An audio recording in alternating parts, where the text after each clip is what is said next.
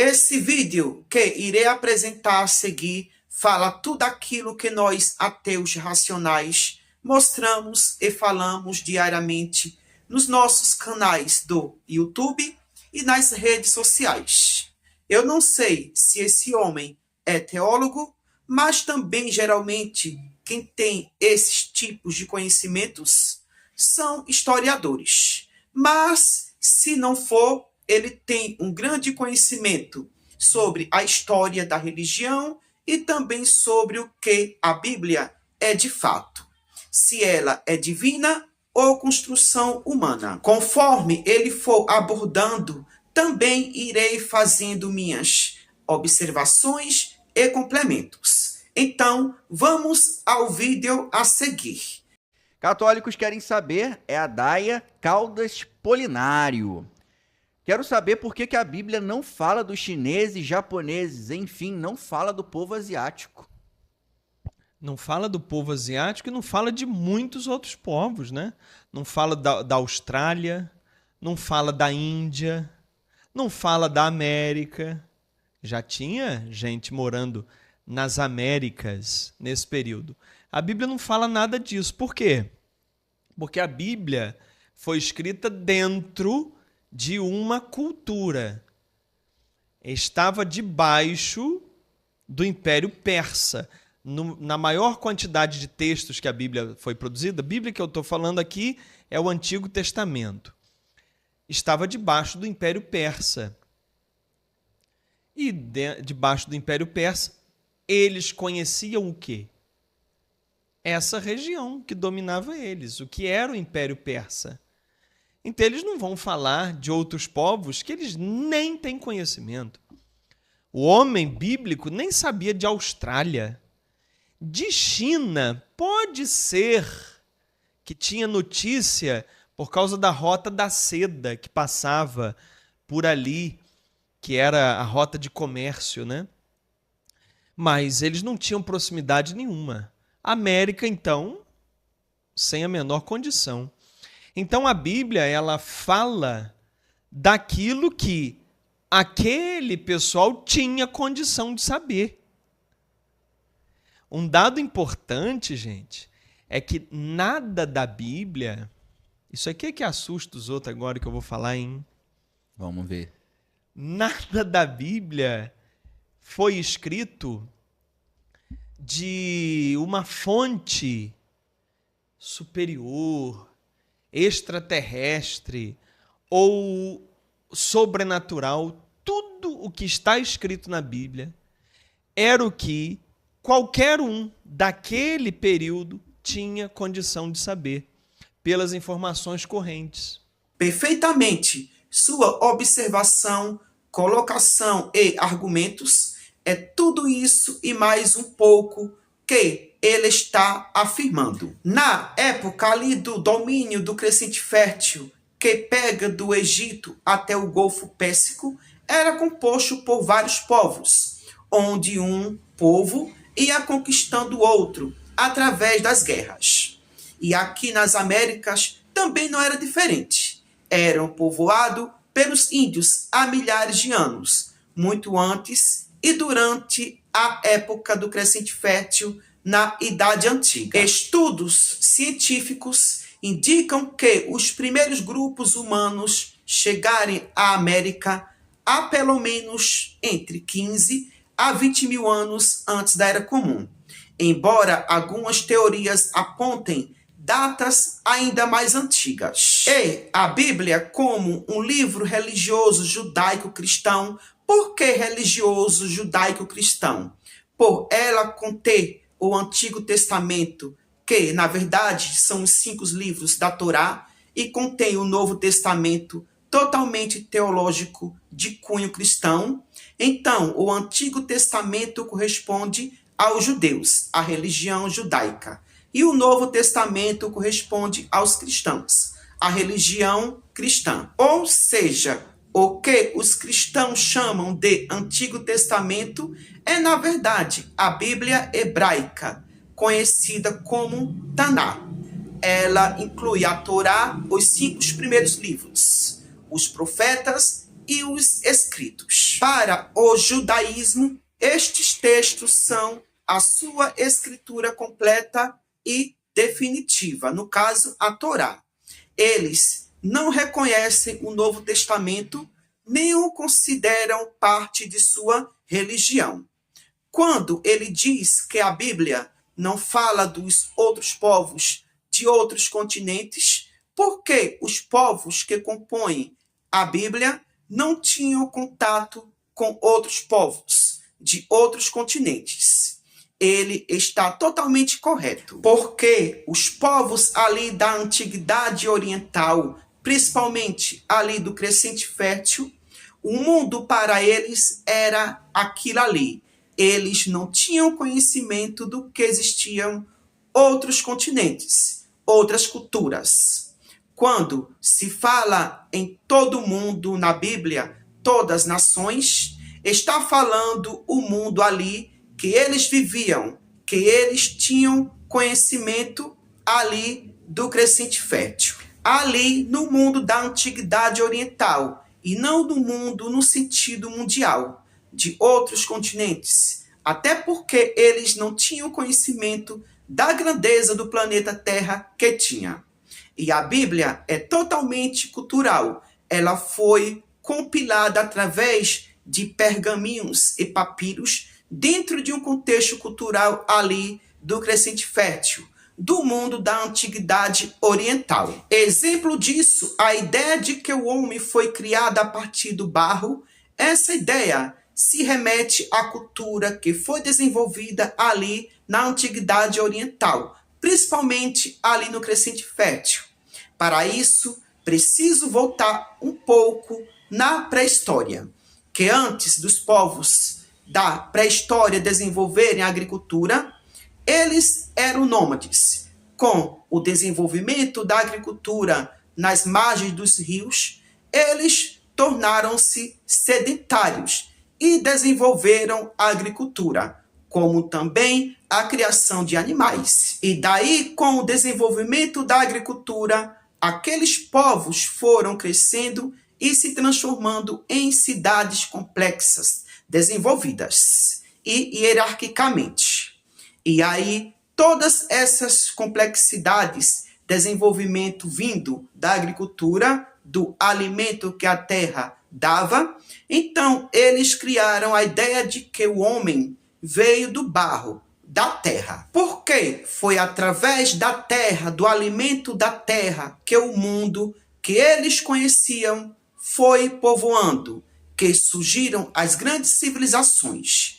Por isso que antes do homem do barro abordado no Antigo Testamento, já existia escrito pelos sumérios, ali também no Crescente Fértil.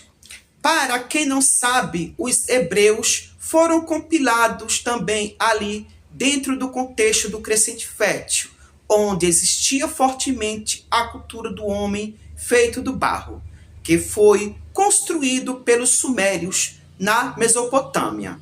Ou seja, os sumérios registraram essa ideia muito antes. Textos como o mito de Enki e Nimá e o poema babilônico Astrahasis, datados cerca de 2000 a 1700 anos antes da Era Comum, já contavam que os deuses moldaram os primeiros seres humanos a partir de barro, da argila, misturando com a essência divina para dar vida. Isso aconteceu séculos antes de as narrativas de Gênesis serem escritas na forma que conhecemos hoje. Os hebreus viveram dentro desse mesmo universo cultural. Eles habitavam o Crescente Fértil, conviviam, trocavam histórias e, inclusive, passaram pelo cativeiro na Babilônia, época em que tiveram contato direto e profundo com essas tradições mesopotâmicas. A ideia do homem vinda feita do barro, da argila, era comum a todos os povos da região: sumérios, babilônicos, assírios, cananeus e egípcios, que também contavam que o deus Kinu moldava pessoas em barro na roda de oleiro. Então, sua abordagem sobre o que a Bíblia é de fato, ele está corretíssimo. A Bíblia não é um livro mágico, um livro que foi compilado com inspirações divinas, mas sim totalmente humana, ali dentro de um contexto em que eles viviam e entendiam. Então, vamos dar continuidade ao maravilhoso vídeo. Aí você vai dizer assim, mas peraí, você está dizendo que ninguém ouviu uma voz de Deus para escrever aqui na Bíblia? Ninguém viu algo extraordinário para escrever aqui na Bíblia? Eu digo que não. E não sou eu quem está dizendo. Existe um documento que eu falo aqui insistentemente. É o documento chamado A Interpretação da Bíblia na Igreja. Abre aí no seu celular, bota aí. Vai abrir o site do Vaticano. A Interpretação da Bíblia na Igreja. E esse documento vai dizer assim, ó. A Sagrada Escritura, presta atenção nisso, Tiago, que isso é uma das coisas mais importantes para quem se propõe a ler a Bíblia. É um documento do Vaticano, é oficial da Igreja Católica. Diz assim: a Sagrada Escritura, enquanto palavra de Deus em linguagem humana, foi composta por autores humanos em todas as suas partes e todas as suas fontes. Isso aqui é o que de mais importante há hoje para você saber antes de ler a Bíblia. O que isso significa? Significa que os autores humanos são autores de todas as partes da Bíblia e de todas as fontes. As fontes que os autores humanos usaram para escrever a Bíblia também são humanas. As fontes que eles pesquisaram são humanas. E os textos que eles escreveram são humanos. Isso significa que, se na região do Crescente Fértil, que é a região onde os textos bíblicos foram desenvolvidos, eles não falavam de Japão, nem de China, nem de América, porque não tinham esse conhecimento, obviamente o autor bíblico também não tinha. Porque ele não tinha fonte para pesquisar sobre isso. Aí vem uma pergunta e um questionamento ao mesmo tempo. Se os textos bíblicos não são inspirados, não são inspirações divinas, mas sim criados a partir da vontade humana, logo, a Bíblia em si não é sagrada. Como é que algo é sagrado se foi o próprio homem que criou, a partir dos seus próprios desejos e culturas? Mas é isso. Todos teólogos, padres, pastores, rabinos e por aí se vai, eles sabem que a Bíblia é um livro religioso, cultural, mitológico e político, que não tem poder algum e não é inspiração divina sagrada. Mas aí eles fazem malabarismos para poder enganar as ovelhas e os gados, sob controle e acreditando que a Bíblia é sagrada e divina. Mas a realidade está aí. Nenhum milagre acontece, nenhum morto ressuscita. Porque se realmente a Bíblia fosse divina e sagrada, tudo que existe dentro dela de milagres, de homem andar sobre as águas, de ressuscitar mortos, de multiplicar alimentos para os necessitados, de homem passar 3 dias dentro de um peixe, de curar pessoas e tudo mais, hoje com certeza se repetiriam e não ficariam apenas dentro de um livro, como conto mitológico. As guerras no Oriente Médio estão acontecendo, mas não existe um líder religioso que possa ir lá e acabar com as guerras, interferir.